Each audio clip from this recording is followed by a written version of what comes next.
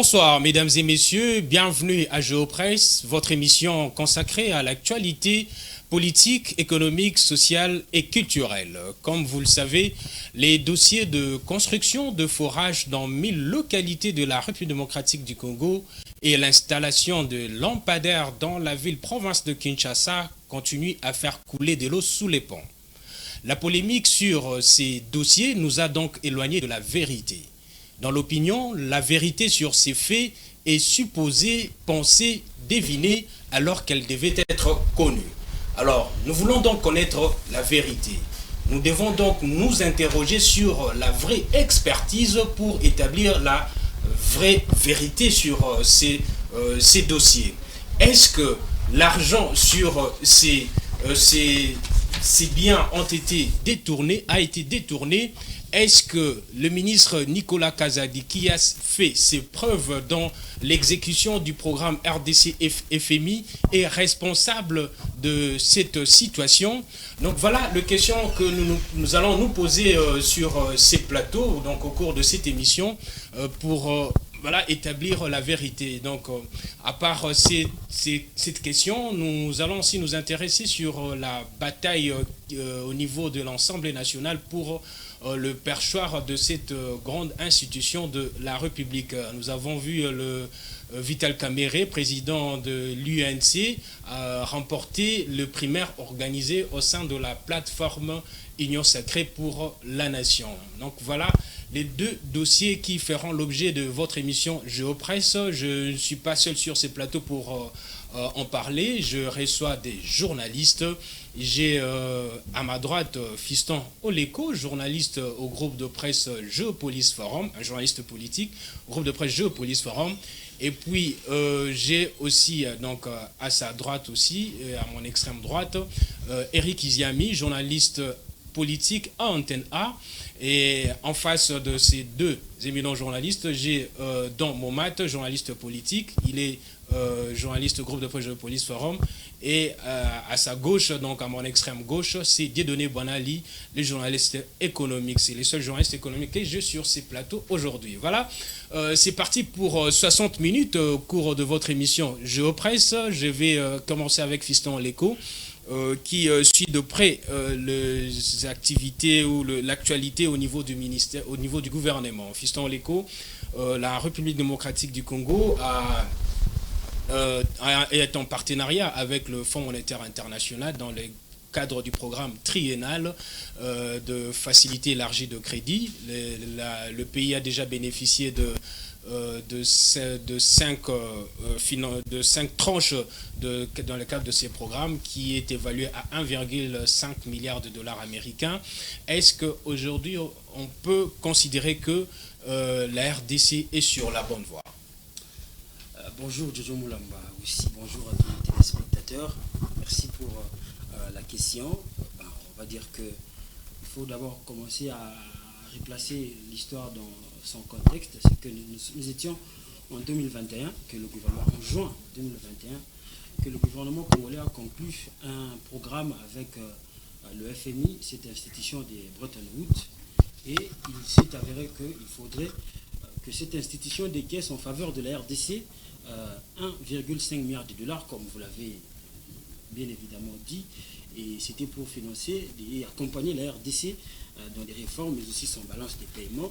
Et voilà, nous sommes arrivés aujourd'hui à la 6e revue qui doit être décidée dans peu, parce que la 5e a été conclue, c'était en décembre 2023, ce qui a permis un décaissement de 153 millions de DTS, et ce qui fait qu'en dollars, c'est 201 millions de dollars américains. Et la RDC a bénéficié de cette somme. Et bon, il faut dire que beaucoup de gens vont se poser la question, à quoi sert cet argent, à quoi sert, ou pourquoi on en parle aujourd'hui. C'est que, faut dire, les institutions de Bretton Woods sont comme des gendarmes financiers internationaux. Et quand vous arrivez à mener jusqu'au bout un programme, parce que nous sommes en passe de conclure ce programme dans son entièreté, mais quand vous arrivez à réaliser ça, c'est un exploit, parce que nous sommes dans un contexte, on va dire, mondialisé, où nous avons besoin des investissements extérieurs, nous avons besoin justement de l'accompagnement aussi d'autres institutions internationales. Donc quand vous êtes en train de finir un programme avec le FMI, vous gagnez en crédibilité, surtout à l'égard de l'extérieur. C'est très important. Fiston Leko, excusez. Si on arrive à conclure, aller jusqu'au bout, ça serait une première pour la République démocratique du Congo. Justement, ça serait une première pour la République démocratique du Congo parce que depuis qu'on a commencé d'avoir des programmes avec le FMI, on n'a jamais arrivé d'abord à ce niveau de la 6e revue. Et ça, si on arrive à finir ça, il y a quelques préalables. Il faut que les experts déjà de la mission du FMI sont déjà à Kinshasa pour commencer les travaux avec le gouvernement afin d'arriver à la fin. Donc c'est une première et c'est encouragé parce que ça va de la crédibilité de notre pays dans la manière de gérer les finances publiques, dans la manière de conduire la gouvernance. Et Nicolas Kazadi, qui est ministre de Finances, et c'est lui qui est vraiment de plein pied dans ces dossiers. Donc si ça réussit, on va mettre ces succès sera à mettre à l'actif du ministre Nicolas Kazadi. Bon, justement, mais ça part d'abord de la volonté du chef de l'État, lorsqu'il a prêté serment, de renouer avec, c'est-à-dire, ce sont ses mots, de faire quitter le pays de son isolement, parce qu'on avait des problèmes en 2018, quand il prenait le pouvoir, des problèmes avec notamment l'Union européenne. On avait carrément, on va dire, chassé Barthovo ici, le représentant de l'Union européenne de l'époque. On avait des problèmes particulièrement avec la Belgique et on avait en rupture de programme avec le FMI. Donc la volonté d'abord du chef de l'État qui avait dit qu'il devrait, dès qu'il sera à la manette, de revenir ou de renégocier un nouveau programme avec voilà, le FMI. Et aujourd'hui, il s'avère que c'est le ministre des Finances qui a piloté déjà ce programme depuis le début jusqu'à maintenant. Et on va dire que la gloire, ça ne va pas revenir à lui totalement, mais c'est à l'ensemble du gouvernement. Et du pays aussi. Du pays, mais aussi à l'ensemble de l'exécutif national. Oui, dans mon matin, je viens à vous. Nous venons de suivre Fiston Leko qui vient de bien expliquer ici le travail réalisé par le ministère des Finances sous la conduite du ministre Nicolas Kazadi. Il a bien conduit ses programmes triennales, mais à côté, comme je viens de le dire, de l'annoncer au cours de cette émission, le ministre Nicolas Kazadi est accusé de détournement. Détournement de frais de fonds de construction de forages dans 1000 localités de la République démocratique du Congo. On l'a suivi, il a été invité au briefing de presse animé par le ministre de la Communication et Médias, son collègue. Mais est-ce que le ministre a une part de responsabilité dans ces dossiers? Puisque nous voulons connaître vraiment la vraie réalité. Déjà que ce soit la personne qui a été invitée au briefing organisé récemment par le ministre des Communications, cela démontre à suffisance qu'il a une part de responsabilité.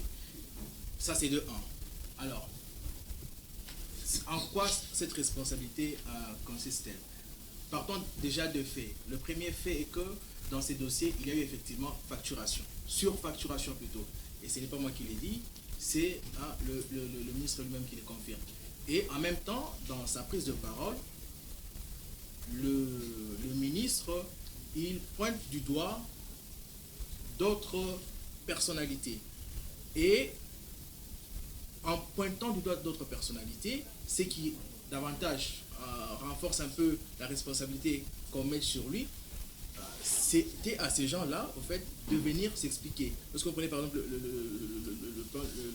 le dossier du forage, il dit voilà, c'est quelque chose qui a été boutiqué avant son installation, donc avec le gouvernement Ilunkamba. C'est quelque chose qui est aujourd'hui piloté par le ministère du Développement rural. Tous ces acteurs, où sont-ils?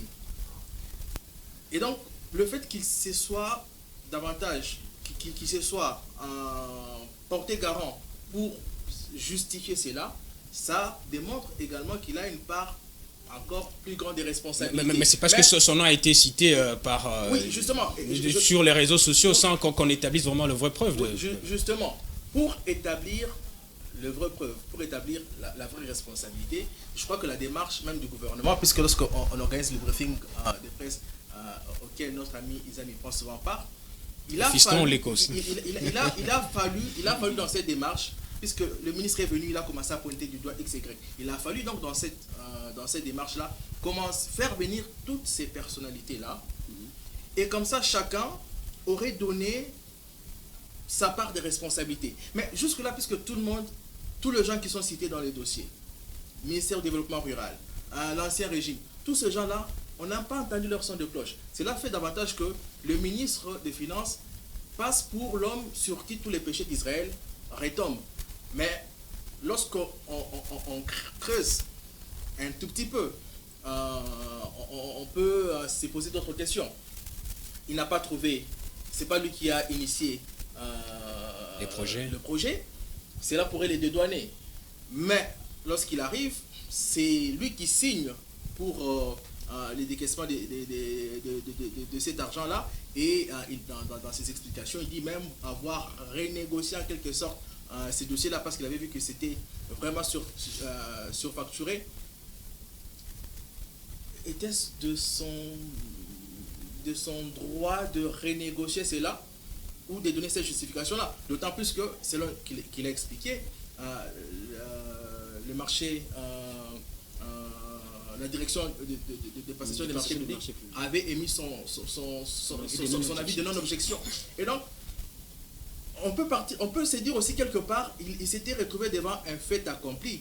Mais au vu du déroulement des choses, finalement, on est presque départagé, puisque on ne sait pas finalement c'est quoi sa part de responsabilité. Mais ce qui est vrai est qu'il a une part de responsabilité, une grande part de responsabilité d'ailleurs, mais il y a également tous les autres acteurs qu'il a cités lui-même nommément, qui ont également des parts de responsabilité dans ces dossiers et qui devraient nous donner de plus amples explications pour qu'au finish, on sache départager. La grande responsabilité revient à qui? Voilà. Rikiziami, pourquoi les autres acteurs dans ces dossiers ne sortent pas pour aussi donner leur avis? On voit que, comme vient de dire dans Momat, donc c'est Nicolas Kazadi et la personne sur qui retombe tous les péchés d'Israël. Je crois que ça part même de la configuration de notre société aujourd'hui. Je voudrais faire remarquer à notre population quelque chose. Aujourd'hui, dans notre ville, ici, même dans le pays, nous sommes nombreux à être journalistes. Mais moi, je constate, par exemple, pour Kinshasa particulièrement, ceux des journalistes qui, bon an, mal an, s'activent à pouvoir aller collecter les informations, venir les traiter pour les diffuser, en respectant les b.a.-ba du métier, en étant sérieux dans l'éthique et la déontologie, ceux journalistes-là ne sont pas aussi vite vus que certains autres journalistes qui, eux, viennent, par exemple, sur la place publique, étaler un certain nombre de choses, et facilement, ils sont crus, facilement, et tout ça. Et j'ai aimé, dès l'entame de l'émission, tu as dit, la vérité ne devrait pas être supposée. La vérité ne devrait pas être réfléchie. La vérité ne devrait pas être pensée, suggérée. La vérité devrait être connue, parce que la Bible dit, la vérité, vous connaîtrez la vérité et la vérité vous affranchira. Et d'ailleurs, je voudrais prendre ici, épingler l'auteur de chez nous, Félix Oazekwa Landou, un chanteur. Il a écrit une œuvre qu'on appelle Le Petit Bonbon de la Sagesse. Dans cette œuvre-là, il dit, vérité, c'est l'énergie beleti. Le coutam, c'est l'énergie belé.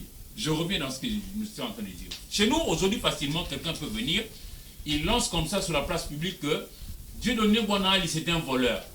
Mais justement, par rapport à nos données sociologiques aujourd'hui, plus personne n'accordera la parole à Dieudonné Bonali. Directement, Dieudonné sera perçu comme étant le voleur. On voit dans nos églises, les églises de réveil particulièrement, un pasteur peut comme ça, d'un bon matin, il se réveille, il dit, le papa de Don Momat est sorcier. Mais Don Momat, au lieu de bien réfléchir, comment est-ce que nous avions évolué avec papa, comment est-ce que nous avions vécu? Non, tout de suite, tu croiras à son pasteur. Malheureusement, aujourd'hui, au Congo, Kinshasa, c'est comme ça. Si tu es nanti, généralement, on ne te lance pas les colibés du genre que tu es sorcier. Mais si tu n'as pas l'argent, tu es pauvre, facilement tu es sorcier. Et les gens ont la foi du charbonnier, comme on dit en français. Ils ne vérifient plus. C'est ça, nous, malheureusement. C'est ce qui se passe dans ces dossiers. Parce qu'en son temps, la personne qui a ouvert cette saga, c'est notre confrère Israël Mutombo, qu'on appelle Sango. En son temps, Israël Mutombo avait diabolisé Célia Lagouli. Rappelons-nous ici, à Kinshasa, c'était la personne qui bloque tout le monde et tout ça. Et je suis étonné, mais maintenant, c'est d'autres personnes encore. On diabolise facilement chez nous, et ben voilà. Et pour moi, je crois que c'est le reflet de ce que nous sommes. Nous nous diabolisons facilement, nous nous divisons facilement au Congo, et voilà, et on se perd. Parce que dans cette histoire, on a suivi Israël Mutombo, qui clame sur la place publique. On a suivi le ministre incriminé, il a essayé de donner des moyens de sa défense. Mais où sont les experts? Parce qu'à l'école, on nous a dit, on a les officiels, on a les témoins, on a les spécialistes, les experts. Les qui experts, donnent oui, aussi oui. leur voix. Moi, je suis étonné que pour un tel dossier, où on parle de autant de millions, que ce soit l'ancien ou le nouveau, ils sont tous les deux à fond, ministre du développement rural. Mais nous savons que Bitakura, ce n'est pas quelqu'un qui craint le micro. Même Rubota, je ne vois ni l'un ni l'autre. Et pourquoi seulement le ministre Nicolas Kazadi? Dieudonné Bonali.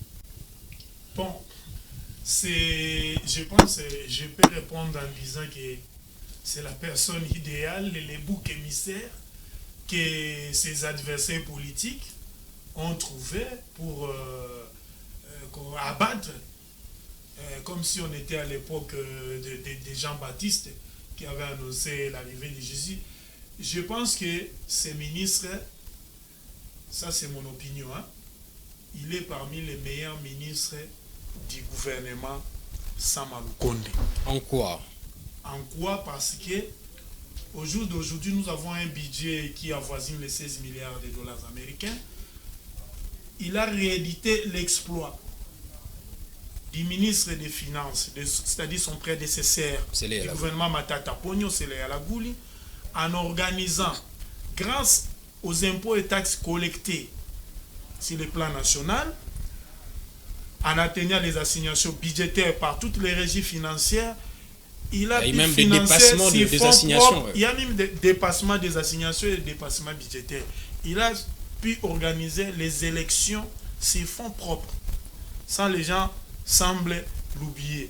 Mais je reviens sur les dossiers. Des forages. Des forages. Il y a des entreprises qui sont citées. Vous avez cité 4 autorités. Mais il y a aussi des entreprises étrangères qui sont citées dans ces dossiers. Vous avez premièrement Solectra. C'est une entreprise énergétique. Vous avez Stever Construct Cameroun Water, qui est dans le secteur de l'énergie, mais l'autre partie des les revers de la médaille, c'est-à-dire l'eau potable. Et il était question pour la première entreprise citée, c'est-à-dire Solectra, d'installer 3500 lampadaires sur toutes les artères de la ville de Kinshasa. Comme le pays accueillait les Jeux de la francophonie, il fallait quand même éclairer la ville. Il ne fallait pas montrer que Kinshasa, la capitale de la République, le miroir même de la République, c'est une ville dans les noirs. On a décaissé par les trésors publics, dès l'ère Nicolas Kazadi, 13 millions de dollars. Mais qu'est-ce qu'on a pu constater? Cette entreprise-là n'a installé que 185 lampadaires sur les 3500 prévus. Je souligne, si toutes les artères de la capitale devaient être éclairées. Et qu'est-ce que le ministère des Finances a fait avec l'appui du gendarme financier, l'inspection générale des finances? Vous avez appris comme moi que le directeur général de cette société était empêché par les services d'immigration de sortir de la République démocratique du Congo, et l'État congolais ne devrait pas décaisser le reste des fonds pour l'installation de ces lampadaires jusqu'à l'installation complète de 3500 lampadaires. Et ce dossier a été géré au niveau de la mairie de Kinshasa sous la supervision du gouverneur Jantini Gobila Mbaka. Si ce dossier-là, je ne sais pas pourquoi on cite le ministre des Finances Nicolas Kazadi. Je reviens maintenant sur les forages d'eau. Selon la lettre que nous avons pu consulter, datée du 24 août 2023, signée par le ministre des Finances Nicolas Kazadi, envoyée à son collègue ministre du Développement rural, avec ampliation à toutes les autorités compétentes de la République, les projets de construction des stations de forage prévoyaient un montant total de 398 982 383 $ américains pour un chiffre global de 1340 stations de forage, des stations d'adduction d'eau. Excusez, à ériger sur toute l'étendue du territoire national. Mais là aussi, il y a un flou. On a entendu forage, il y a station de captation d'eau. Mais ce sont des mots synonymes. Ok. Ce sont des mots synonymes. Je reviens. 398 millions de dollars pour l'érection de 1340 stations de forage ou stations d'adduction d'eau. À ce jour, selon les rapports faits par le ministère national des Finances, l'État congolais a payé en 5 tranches 71 millions de dollars. Il restait 13 millions de dollars.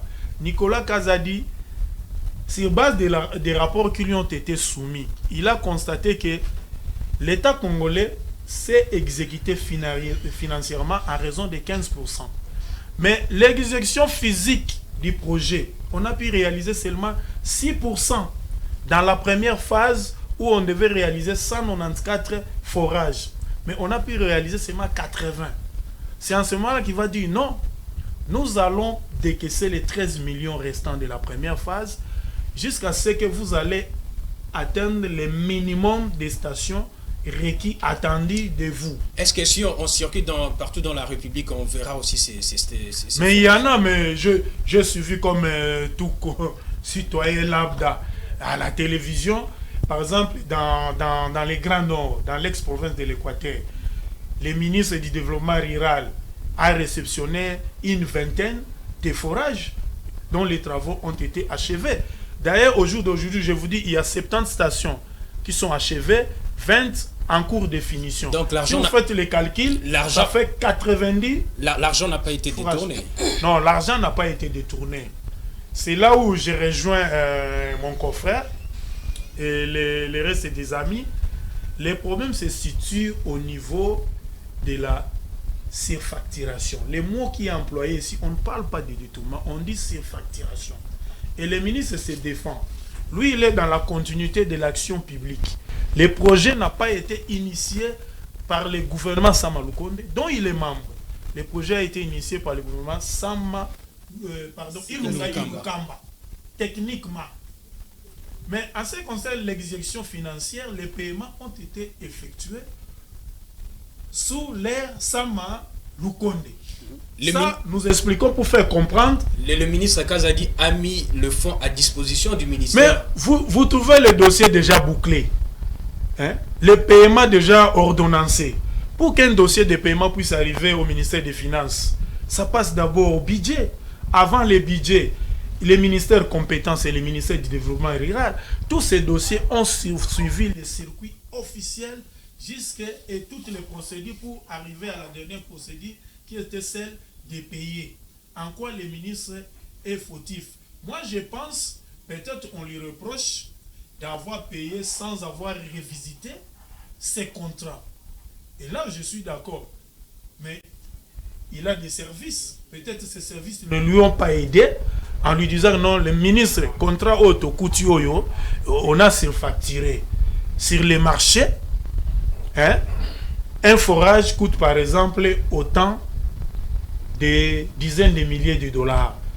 Moi, je vous conseille avant de payer, par exemple, il faut revoir ces contrats.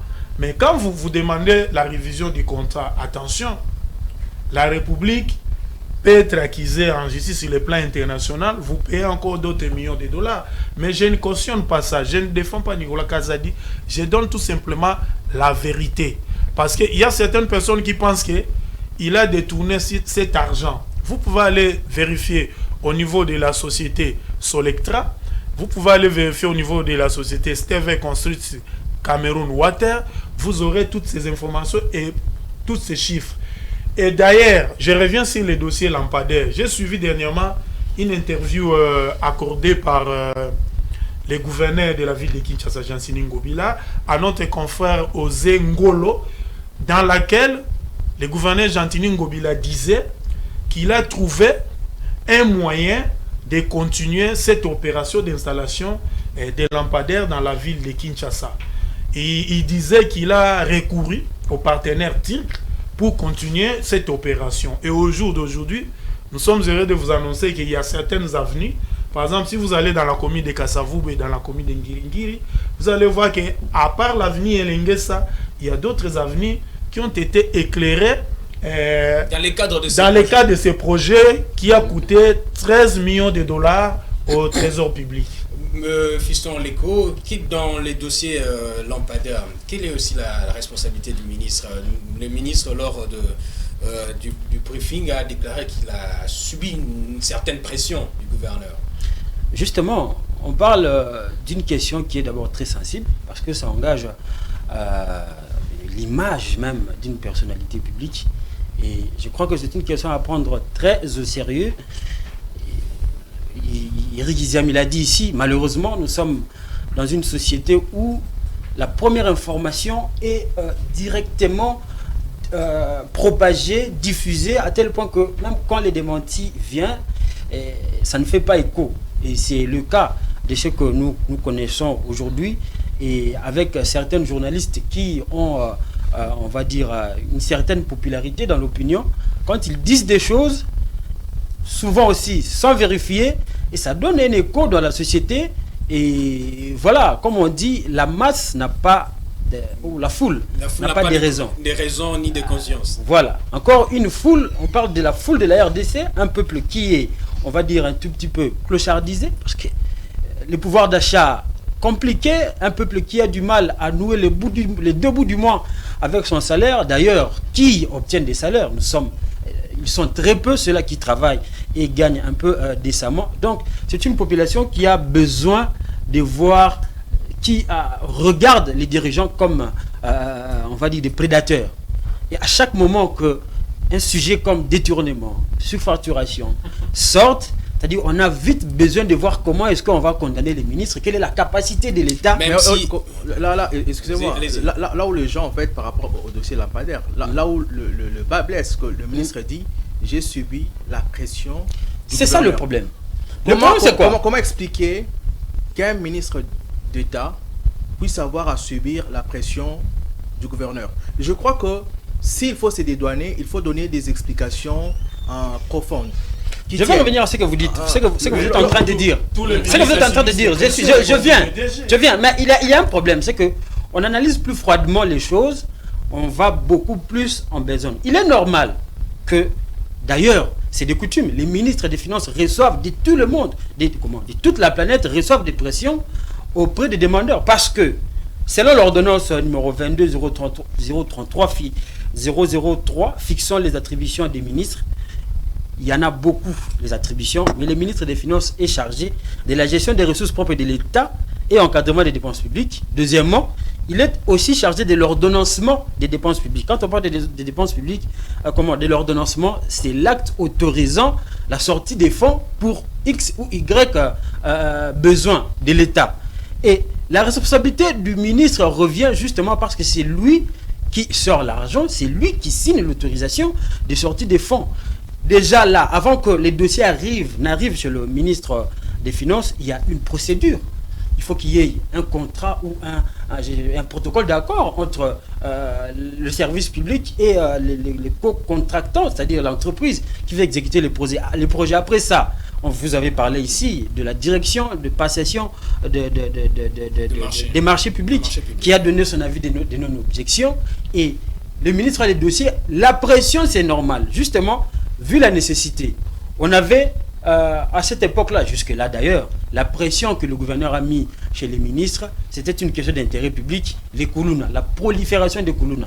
Donc il faut installer des lampadaires pour décourager la pratique. C'est ça l'argument que le gouverneur a poussé pour qu'il y ait ces financements-là.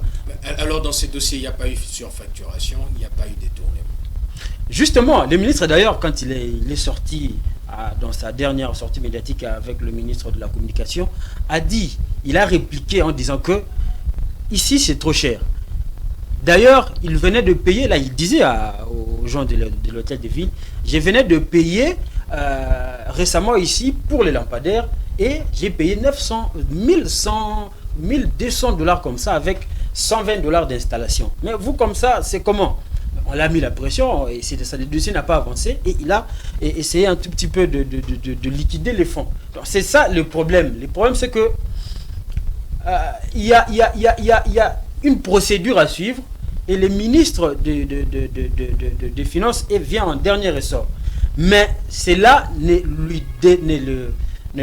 l'exonère pas de sa responsabilité parce que c'est lui qui signe, c'est lui, j'ai dit ici, il est chargé de l'encadrement des finances publiques et de la dépense. Lui-même d'ailleurs, il est le prédicateur de la qualité de la dépense. Donc c'est à ce niveau-là. Mais on ne peut pas dire que cet argent-là a bénéficié directement du ministre des Finances. Il est difficile de dire ça parce qu'il y a une entreprise, il y a un service public, il y a une entreprise qui est chargée de l'exécution du projet, il y a un ministre ou soit un service public qui a demandé des fonds et les fonds lui ont été versés.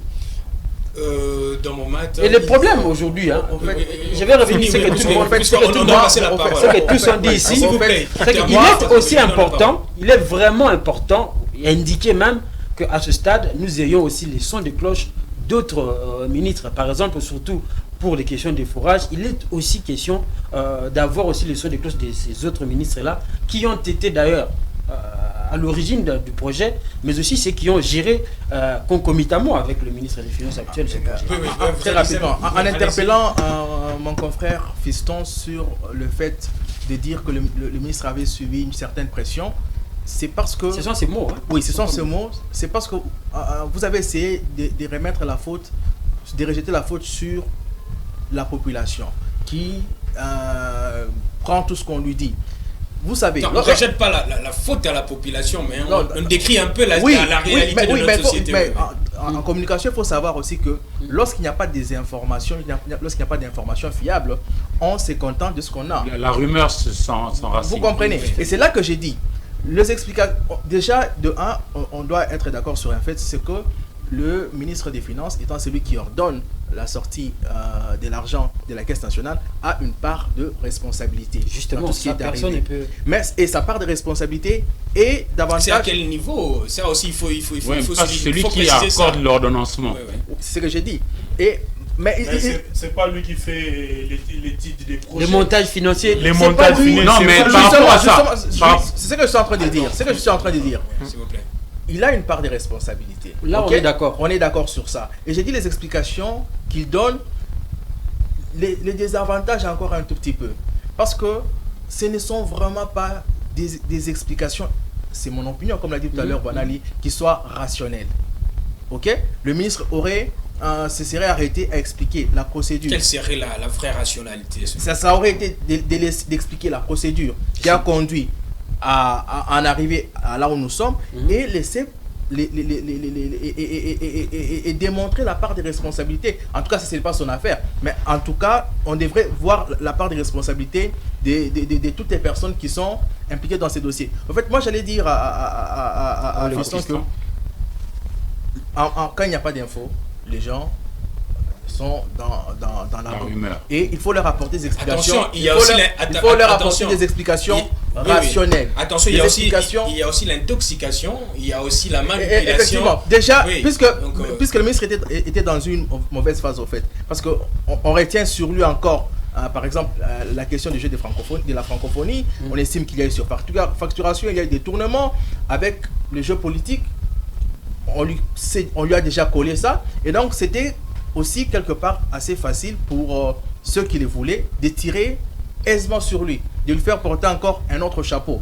Et lui, dans tout ça, comme je le disais, il ne donne pas des explications qui rassurent, ou il n'est pas en fait soutenu par d'autres membres de son gouvernement pour éclairer.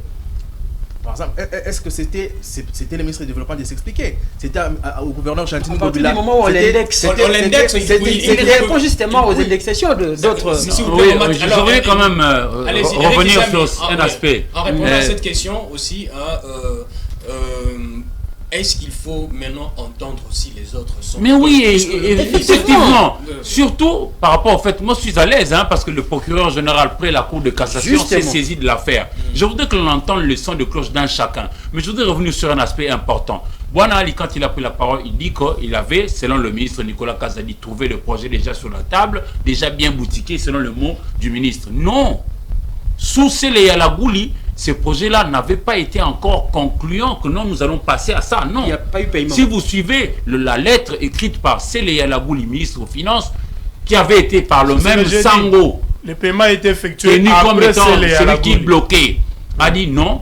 Tout ce qui aura été fait comme montage financier, il faudrait ramener cela au niveau du ministère de Finances qui devra voir, scruter pour voir si c'est possible ou pas. C'est-à-dire, à ce stade ici, je ne vois pas pourquoi on va incriminer Ilunga Ilunkamba et son ministre Sélé Yalagouli. Je ne vois vraiment pas. Mais par rapport au ministre Nicolas Kazadi autant, lorsque nous avions été au briefing, moi j'ai posé ma question, mais j'aurais voulu entendre le son de cloche des autres acteurs, notamment le ministre du développement rural, que lui aussi donne sa version de fait. Et d'ailleurs, nous invitons, justement, à propos, nous invitons le procureur général près la Cour de cassation à aller jusqu'au bout du rouleau, c'est-à-dire entendre l'un après l'autre et facilement la population devoir faire sa religion à l'issue de ce que nous aurons comme sentence finale. Parce que, comme on avait commencé à cette émission à le dire, la vérité ne doit pas être supposée. On ne doit pas tutuber, on ne doit pas faire des supputations. La vérité doit être connue pour que nous soyons affranchis.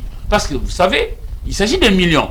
Je rappelle ici aux Congolais que un seul million, lorsque vous avez un seul million, si vous utilisez par jour 100 $ américains, vous ferez 27 ans et 3 mois. C'est-à-dire, moi qui viens d'avoir une fille, une petite fille, elle peut même m'apporter un gendre et je deviens coco et puis voilà. Et les enfants. C'est-à-dire, 1 million, ce n'est pas rien. Chez nous, ici, on commence un peu à blaguer avec les millions. On banalise les millions. Ça pouvait nous aider. Et puis, je me pose une question. Monsieur le ministre de Finances, monsieur le ministre du Développement rural, nous sommes la République démocratique du Congo. Au nombre de pays africains ici, c'est nous qui sommes nantis. C'est nous qui détenons, je crois, 52% d'eau douce de tout le continent. On a tellement de rivières à foison. Pourquoi devrions-nous tout le temps nous attarder sur des projets du genre forage? Nous, on a des rivières, purifions l'eau de nos rivières. Non, nous autres ici, par notre métier... Je crois que le projet était initié au moment de Covid. Oui, parce que l'eau était importante. Le ministre l'a rappelé. Il y avait un besoin important d'eau. Mais je voudrais... Mais dans l'avenir, c'est que tu dis est tout à fait... Exactement. Aujourd'hui, moi je... régorge de... Mais Jojo, cher dans mon mat, le fiston, je suis vraiment curieux que d'apprendre que le ministre du développement rural ne parle pas. Non, tiens, si on dit c'est l'ancien, c'est Bitakwira, non? Non, c'est Gimikulu. Gimikulu. Alors si on dit les nouveaux, c'est Rubota, non? Pourquoi l'un et l'autre, personne ne prend la parole? J'aurais voulu... écoutez chacun d'entre eux. Parce que c'est facile que de dire Ilunga Ilunkamba, c'est comme si on accusait un mort qui n'aura plus de voix pour rétorquer. Il est parti, et surtout que c'est attesté par des correspondances que sous Ilunga Ilunkamba, même pas un seul dollar n'avait été décaissé. Même pas $1. Donc ils sont dédouanés. Venons-en à ceux qui ont dédouané. Mais ceux qui ont plutôt... Nicolas Kazadi s'est exprimé. Oui. Il faut que les autres à qui le fonds a été mis à disposition. Et là, je crois avoir peut-être la réponse. Rien que le nom de son ministère, Titi, connaissant la réalité de notre société. Quand on dit c'est lui le ministre des Finances, tout le monde a des regards, même mieux que le Premier ministre, à ce que je vois. Et surtout que déjà dans l'opinion, il a la réputation de quelqu'un qui regarde les autres d'une certaine manière. C'est ce qu'on lui colle. Bon, on lui colle aussi d'être très rigoureux. Hein, mais on avait aussi collé à Sélé Yalagouli d'être très rigoureux, au point que, en son temps, le même Sango avait dit que Sélé Yalagouli avait une carte bancaire liée au trésor. Vous vous rappelez de cette histoire-là? Alors que, en réalité, à cette époque-là, par rapport au texte réglementaire, le ministre des Finances, le ministre des Affaires étrangères, les gouverneurs de la Banque centrale et le Premier ministre, je crois, ils avaient droit à avoir cette carte-là selon les différentes dépenses. D'ailleurs, on est revenu à ce même système. On s'est revenu à ce même système. Mais en son temps, Yalagouli avait été diabolisé ici. Donc, moi, je suis de ceux qui pensent qu'on doit accorder la parole aux uns et aux autres, que l'on écoute. Et donc, je suis maintenant à l'aise. La vérité soit connue. Oui, pour que ça nous affranchisse. Parce que jusque maintenant, il n'y a pas encore l'autorité de la chose jugée pour que l'on puisse condamner X au profit de Y. Non, moi, en tant que journaliste, je me retiens de dire A, B, C, D. J'attends que l'on arrive jusqu'au bout du rouleau pour que nous connaissions véritablement cette vérité à partager dans notre opinion. Dieudonné Boinali, il faut interroger l'expertise. Dae s'est levé de l'Argentier national. Il avait terminé son briefing en demandant à la justice de faire son travail. J'aimerais aussi glisser un mot par rapport à ce que Eric Izami venait de dire.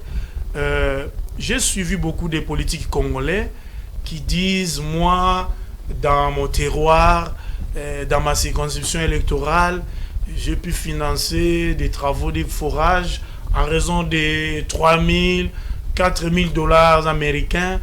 Et je peux donner à la population un forage. Attention, moi, je ne suis pas hydrologue, je n'ai pas l'expertise de ces domaines. Je n'ai pas l'expertise avérée en ces domaines-là. Je n'ai pas fait les sciences énergétiques, mais je sais au moins que un forage, quand on veut l'effectuer, ça tient compte de la distance, de certaines spécificités techniques. Vous avez certaines zones, par exemple à Kinshasa, où quand vous forez seulement à moins de 5 mètres, même à main nue avec une bêche, vous atteignez la nappe phréatique. Vous atteignez la nappe phréatique, vous avez de l'eau. C'est comme à Ngaba, à Bumbu, Ngiringiri, l'eau n'est pas loin de la terre. Mais vous avez des recoins de la République où, par exemple, pour forer et trouver de l'eau. Je vous donne l'exemple, par exemple, des mines à pigeons. Là-bas, les ingénieurs parlent de 300 à 500 mètres pour trouver de l'eau. Ça augmente les coûts. À combien plus votre raison quand vous êtes dans les Congo profonds, dans les milieux ruraux, là où il n'y a pas de route, bref, des infrastructures routières, pour faire acheminer les matériels. Et dans ces lots-là des calculs, là, comme nous sommes dans les calculs, moi j'aime bien les calculs, comme les débats nous poussent aussi à faire les calculs. C'est l'analyse que beaucoup ne font pas. C'est l'analyse que beaucoup ne font pas. Bon, vous avez 5 000 dollars, vous achetez une station de forage à Kinshasa, vous voulez l'amener à Bassankusu, vous faites comment? Il faut encore Quelle est la distance de Kinshasa à Bassankusu? Et puis l'entreprise qui fabrique ces unités de forage, moi je ne sais pas si on la trouve ici en République démocratique du Congo. Peut-être dans la région d'Afrique australe ou peut-être en Afrique du Sud. Vous devez importer cette station-là, de forage. Et puis, il y a les achats. Vous avez la location des terrains. Vous n'allez pas venir, c'est un lopin de terre d'autrui, vous dites non, moi je suis ministère du développement rural, j'ai reçu des fonds du ministère national des finances pour financer la construction de 1340 stations, et vous venez comme ça sur le lopin de terre des gens, des parcelles des gens, non, ces parcelles, ces terrains sûrement sont déjà occupés. Il faut acheter des lopins de terre, soit les louer, ça augmente encore les coûts. Vous avez la douane congolaise. Vous semblez ignorer ici, en accusant le ministre Nicolas Kazadi, que nous avons l'une des douanes les plus chères au monde.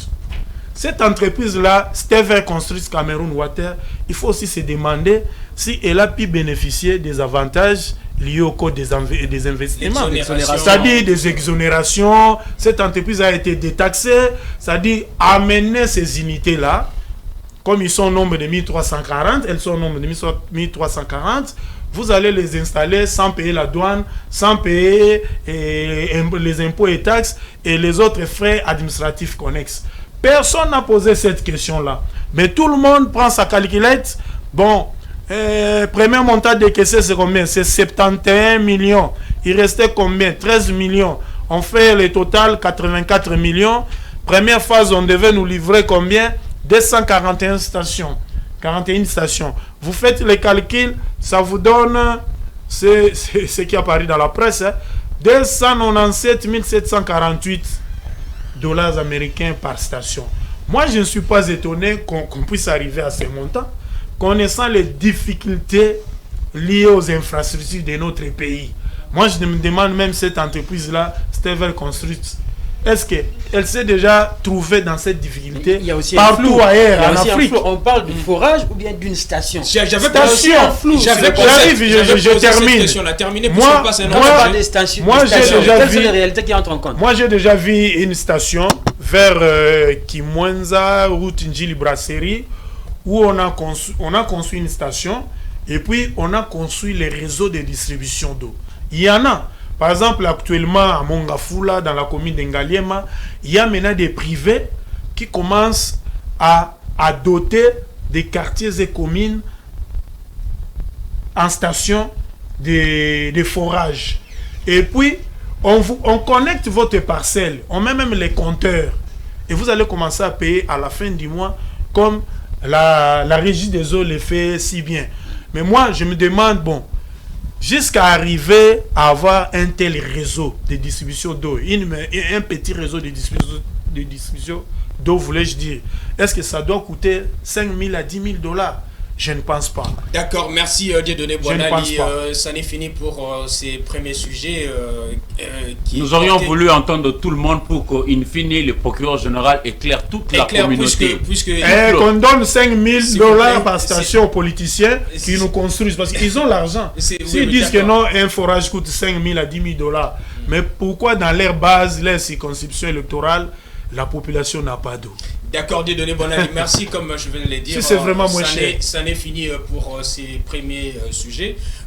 La vérité va finir toujours par éclater, puisque encore que la justice est dedans.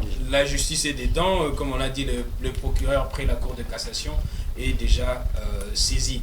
Voilà, comme annoncé, on a parlé aussi, ou on a évoqué la bataille qui doit avoir au niveau de l'Assemblée nationale pour l'élection du président de cette institution. On a vu Vital Kamerhe, président de l'UNC, l'Union pour la Nation congolaise, remporter le primaire qui a été organisé au sein de sa plateforme l'Union sacrée de la Nation. Fiston Leko, nous attendons tous l'installation de cette grande institution. Ça fait déjà plusieurs mois, déjà c'est le 4e mois, on tend déjà vers le 5e mois, où il n'y a pas encore un bureau définitif qui va installer, qui va investir le gouvernement Soumouna. Vous suivez cette actualité de près.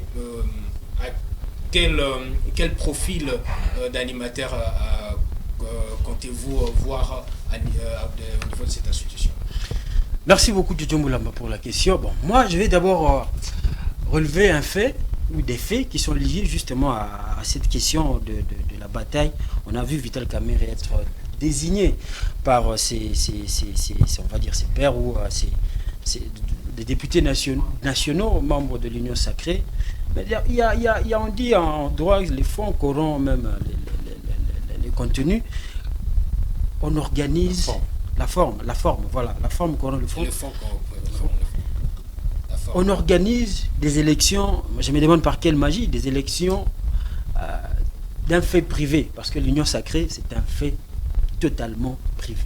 Mais on organise une élection des primaires pour le candidat ou le ticket de l'Union sacrée au sein du Parlement. C'était évidemment comme, on va dire, une plénière. Bon, ça, ce n'est pas vraiment le souci, mais le souci aujourd'hui, quel genre, vous avez dit la question, le profil de celui qui va diriger l'Assemblée nationale. Moi, nous avons un problème avec l'homme congolais, et ces problèmes-là se voient même au niveau de nos dirigeants. Il y a cette question d'urgence. Nous sommes un tout petit peu dépourvus de ce sens d'urgence au point que on passe à côté de l'essentiel pour se baser beaucoup plus sur le superficiel. Parce que la question de la gestion d'un pays, ce ne sont pas toujours des hommes qui comptent. C'est aussi la marche des institutions, c'est aussi la volonté là que les dirigeants ou les animateurs des institutions ont de pouvoir s'attaquer aux priorités. Parce que la priorité aujourd'hui au pays, c'est finir avec, par exemple, la baisse ou la perte du pouvoir d'achat des Congolais, c'est finir avec l'insécurité, c'est finir avec les questions de transport, les routes. J'ai suivi d'ailleurs mon cher confrère Eric Iziami qui posait au ministre des Finances la question. Il est impossible pour lui de quitter Lingwala pour voir sa mère à Barumbu. Il est impossible. Parce que des communes contiguës. Je vous dis, parce que la route qui relie ces communes-là, les routes qui relient ces communes-là, ce sont des routes, j'ai lisé justement dans un document de l'Office des routes, moins de 4 km, Kabinda, Kabambare, Croix-Rouge, les 3 routes qui relient la Gombe, Lingwala, Barumbu, la commune de Kinshasa. C'est impossible. Ce sont là des questions urgentes maintenant et que le gouvernement doit être mis en place. L'Assemblée nationale doit être aussi avoir son bureau définitif pour que ce gouvernement-là prête serment présenter ce gouvernement et faire valider son programme à cette Assemblée nationale. Mais on s'enlise sur des questions qui sont carrément, on va dire, superfétatoires. Parce que aujourd'hui, 4 mois, on va au 4e mois, on n'a pas un bureau définitif, on n'a pas un gouvernement. Donc, on est dans une situation où tout est apparemment bloqué. Et quand vous me posez la question de quel profil que nous avons besoin, là, je faisais ce contour-là pour comprendre d'abord quel type d'homme que nous avons en face qui nous dirige et quelles sont leurs priorités. Leur priorité, c'est d'abord le pouvoir. Et s'il faut parler de quel type d'homme, moi, je pense que c'est l'homme-là qui comprend quels sont les problèmes des Congolais et comment s'attaquer à ces problèmes-là pour trouver des solutions. Malheureusement, ce sont des oiseaux rares. C'est un oiseau rare à avoir au niveau de l'Assemblée nationale dans mon matin. Je vais répondre à votre question, mais permettez-moi, comme à Piston, de revenir aussi sur un autre fait. L'organisation de primaires en soi au sein de l'Union sacrée de la nation. Selon des experts, hein, on a traduit ça différemment. Pour certains, c'est un aveu d'impuissance de la part de l'autorité morale de l'UCN d'imposer un candidat unique. Parce que ça a toujours été le cas et tout le monde pensait au profil de Vital Kamerhe qui, jusqu'à ce jour, est le seul ministre du gouvernement à avoir démissionné pour occuper son poste au Parlement. Donc tout le monde le voyait, mais l'autorité morale de l'UCN n'a pas pu imposer son choix. Alors certains disent... Mais c'était pas aussi mauvais d'organiser un primaire. L'expression de la démocratie. Il devrait commencer d'abord en décembre 2023. Certains disent justement que c'est un signe de démocratie, tout comme d'autres vont à dire qu'en réalité, ce que l'UCN a voulu éviter, ce qui était arrivé avec Joseph Kabila et Bahati. Bahati qu'on présentait comme candidat président du Sénat. À la place, on a vu un certain Alexis Thabo Mbamba. Et dès ces moments-là, Bahati est entré dans une sorte de rébellion secrète jusqu'à ce que ça ait explosé. Et donc, on a voulu, au sein de l'UCN, on a en fait voulu éviter une fissure. Mais, peu importe ce qui est arrivé, ça démontre quand même qu'il y a une certaine fissure. Puisque, dans une famille politique, je crois que on se serait passé de ça, on aurait carrément le chef. Puisqu'il y a un présidium. Il y a un présidium, on se serait concerté. C'est un fait révélateur de la fragilité. On se serait concerté et on aurait trouvé, avec la décision revenant à l'autorité morale, on aurait pointé quelqu'un qui aurait présidé à l'Assemblée nationale. Alors, le profil rare, le profil, oui. On doit dire, si on a 60 ans d'âge comme pays et que, au vu de la démarche de notre nation, on peut effectivement se dire que nous manquons deux oiseaux rares pour nous faire basculer ou pour nous mettre sur l'orbite du développement. Tout autour des intérêts, puisqu'aujourd'hui, c'est d'ailleurs le grand handicap de l'UCN, c'est d'être une somme des intérêts divergents. Puis très prononcé. Ok. 400 élus, près de 40 partis politiques. Et vous avez vu les consultations avec la première ministre. Chacun, au fait, en allant là-bas, proposait quelque chose pour justifier le fait que son regroupement doit se retrouver dans les partis politiques. Vous voyez des gens qui viennent en disant il faut tenir compte de la géopolitique. Il faut tenir compte de l'intellectualisme. Vous voyez que autant pour le futur gouvernement, autant pour les membres qui doivent composer les bureaux définitifs de l'Assemblée nationale, il y a un problème d'homme. Aujourd'hui, à l'UDPS, c'est l'UDPS qui voudrait occuper les postes de vice-président. Au départ, c'était Augustin Kabouya, après qui s'est retiré.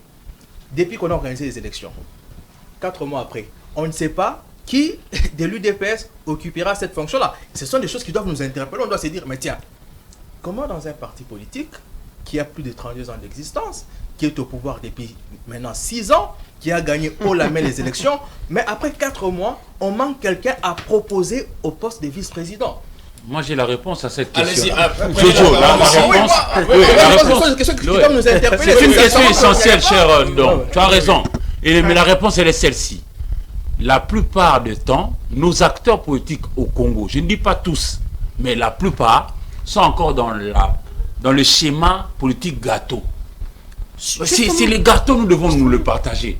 Et puisque moi, je compte sur mon poids numérique, ça c'est Bahati, donnez-moi ma part. Et puisque moi, j'ai un poids politique, j'ai cru très tôt au président de la République, Vital Kamerhe, donnez-moi ma part. Puisque moi, j'ai la loyauté, j'ai déjà 82 ans d'âge, après, oui, je n'aurais plus à vous mettre des bâtons dans le roue, tout ça, je vais respecter au doigt et à l'œil toutes vos instructions. Donc là, la loyauté. Et c'est ce qui a fait qu'ils sont allés jusqu'à aller au primaire. Mais heureusement que Fiston l'a relevé.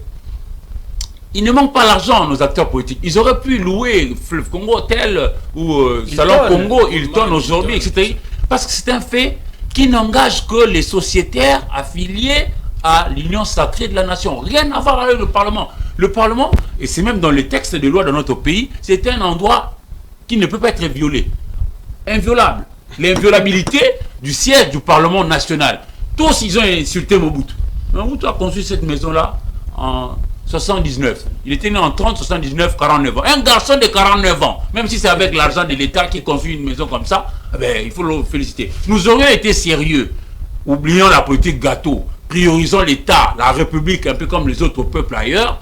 On connaîtrait déjà que non, de nous tous ici, le plus fort, non, c'est Douamomat. Donnons-lui l'Assemblée. Le plus fort dans l'exécution, c'est Dieudonné. Donnons-lui le gouvernement. Le plus fort, c'est Jojo. Donnons-lui la santé. Le plus fort, c'est Fiston. C'est comme ça en évoluant. Voyez-vous, le chef de l'État aura totalisé 100 jours dans 2 jours ici, 3 jours ici. Il va totaliser 100 jours depuis qu'il a prêté serment le 20 janvier passé. On n'a toujours pas... Moi, je salue, parce qu'il ne manque pas non plus de gens intelligents, capables de pouvoir bien travailler. Ils sont là, ils existent. Mais très souvent, chez nous, on n'exploite pas les talents que nous avons parmi nous. On se diabolise facilement, on se querelle facilement. Et l'ennemi qui est belliqueux surfe justement dans nos divisions pour nous faire des incursions, nous faire des problèmes, nous assujettir et nous maintenir à genoux, on ne sait pas avancer. Moi, je demande à nos acteurs politiques, même ceux qui seront beaucoup plus bas, parce que là, nous parlons de l'Assemblée nationale, qui, elle, devra vite se constituer pour faire venir Maman Soumina Toulouka Judith, pour tout ça, pour son investiture. Nous attendons ça de vive voix, et d'ailleurs de pied ferme. Mais nous invitons aussi les députés provinciaux qui, eux, vont élire à leur tour, le 29 ici, les candidats qui sont là pour les gouverneurs. Ils viennent en tandem, gouverneur et vice-gouverneur, et puis les futurs sénateurs. Opérer des bons choix, parce que de la succession de nos bons choix, nous ferons naître des institutions fortes et qui vont réellement nous représenter. Aujourd'hui, par exemple, nous, au démocratique du Congo, nous avions accusé Apple qui utilise le minerai des sangs pour fabriquer des téléphones, smartphones. Voyez-vous, si nous avons des institutions fortes, franchement, moi, j'ai fait un flashback nostalgique. Le Sénat de Kingo Adondo. On pouvait faire payer à cette entreprise des milliards et des milliards. Et puis ça pouvait nous aider à construire la route Kabinda, qui m'empêche d'aller voir ma mère. Kabinda, Kassai, Kabamba. Merci Eric Izami de donner Bonali. 15 ans après, Vital Kamerhe à la reconquête de l'Assemblée nationale. Eux tous là, ils savaient que Vital Kamerhe c'était le meilleur. Mais l'un venait de terminer son mandat au Sénat, l'autre venait de terminer son mandat à l'Assemblée nationale. Laissez à Vital. Oui, laissez à Vital. C'est la meilleure des choses.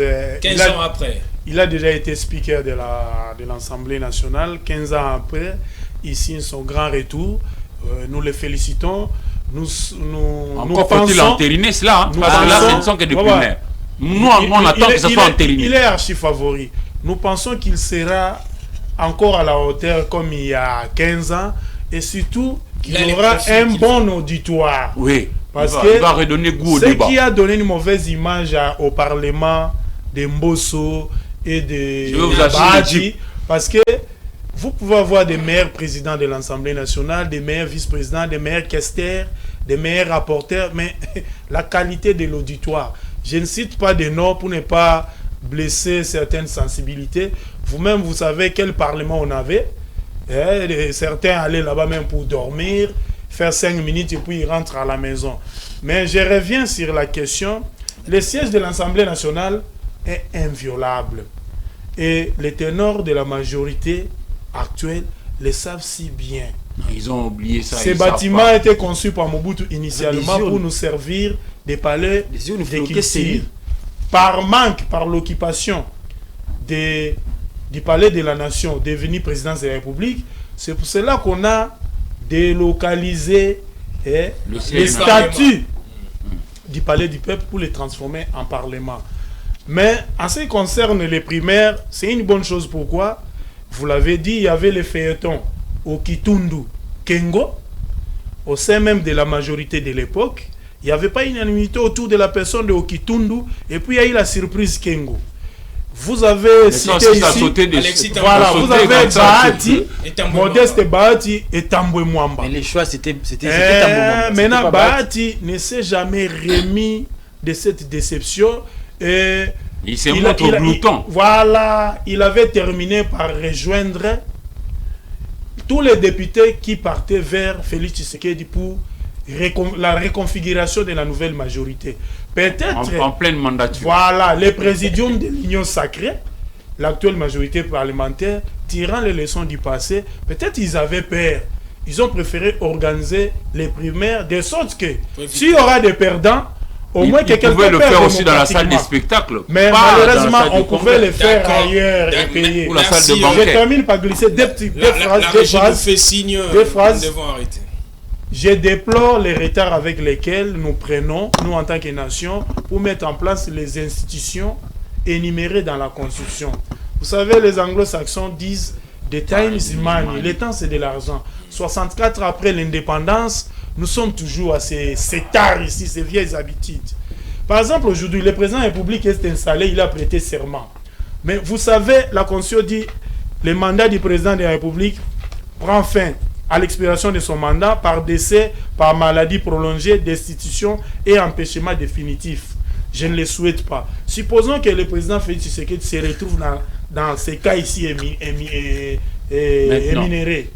Vous savez que c'est lui qui doit nous servir comme des présidents ad intérim, c'est le président du Sénat. Oui. Oh, le président du Sénat n'est pas installé. Sangouma. 100 jours après. Sangouma, il y aura un problème juridique à la Cour constitutionnelle. Il est le président du Sénat du bureau provisoire. Intérim dans l'intérim. Voilà. L'Assemblée nationale aussi investit le gouvernement.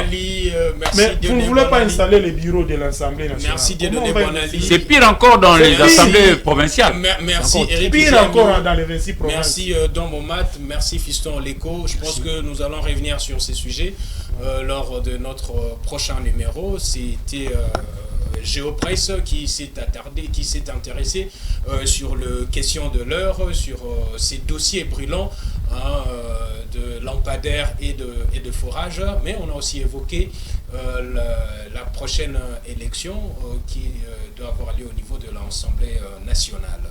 Merci à vous, merci aussi à l'équipe technique et aussi à vous fidèles téléspectateurs pour votre aimable attention. Nous vous reviendrons avec plus d'analyse et pour apporter l'éclairage et la vérité autour de questions qui restent sans réponse. À nous revoir prochain.